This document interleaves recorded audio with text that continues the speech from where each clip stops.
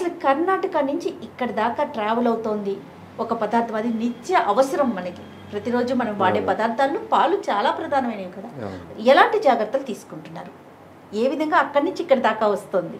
అక్కడి నుంచి మొత్తము కూడా మా కర్ణాటక ఫెడరేషన్ ద్వారా యూనియన్, మా హాసన్ యూనియన్ ద్వారా అక్కడ వాళ్ళ అధికారులు వాళ్ళంతా ట్యాంకర్లలో ఇక్కడ హైదరాబాద్లో కొత్తకోటలో రాజరాజేశ్వరి డైరీ అని మాకు ఒక ప్యాకింగ్ యూనిట్ ఉంది. అక్కడ దాకా ట్యాంకర్లలో తీసుకొస్తారు. ట్యాంకర్ 25,000 లీటర్స్ కానీ 30,000 లీటర్స్ కానీ తీసుకొచ్చి అక్కడ ప్రాసెసింగ్ చేస్తారు. మేము హైదరాబాద్ కానీ తెలంగాణ సూపర్ సిఎండ్ఎఫ్గా మమ్మల్ని అపాయింట్ చేశారు. గత 10 సంవత్సరాలుగా మేము పనిచేస్తున్నాము.